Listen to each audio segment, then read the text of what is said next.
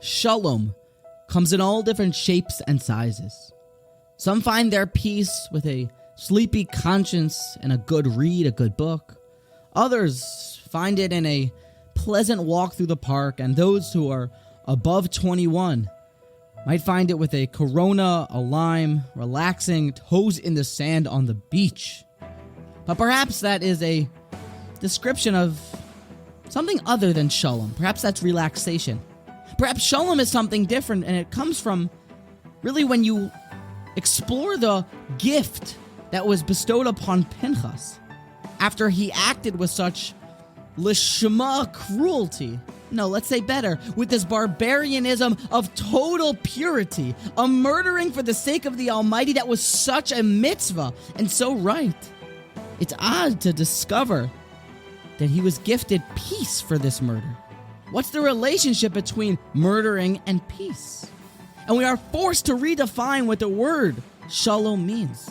See, etymologically speaking, shalom comes from the word shalem, wholesome, full, content. And actually, if one looks inside of the parsha, you'll find that shalom has actually got a sliced off vav, and it really looks like the word shalem this week.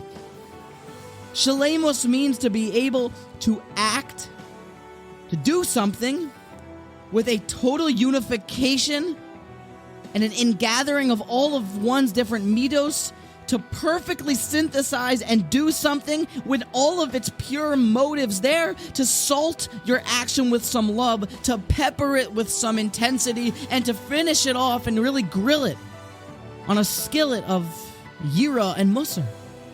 Total shleimus, a full action, and that was what Pinchas did.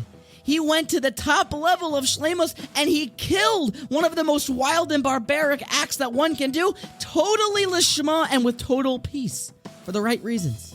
And that's why he was gifted shleimus, gifted shalom.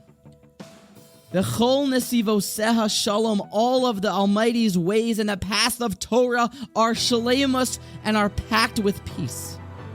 A perfect unification of all midos and of all Torah. It's actually a kli, and lo matzah HaKadosh Baruch Hu, the Almighty did not find a vessel to house all the blessings of the Jewish people except for in the kli of shalom, total shleimus, total peace. It gives us a new understanding of what happens when you say shalom aleichem to somebody else, to your friend. Unbelievable. And the truth is that shleimus and shalom brings to a long life, because it's shocking that the Seforno tells us, perhaps you know, that Pinchas actually never died. Chazal tell us he turned into Eliyahu Hanavi and he continues to live on. And that's because death comes from an inability to unite and to find peace with all of one's different midos, and to have such anxious feelings that he cannot tolerate, but shalom, but total peace at the level of Pinchas that he was able to kill with such unified internal shalom. Well, someone like that never dies, and it's not a miracle, because shalom lives on. And there is no death and no end to the story when one finds internal peace. So, find your peace. Unify, rectify, internalize, and ingather all of your midos. And make sure that you're acting with pure motives and using all of the different gifts that you have to come to total shalom.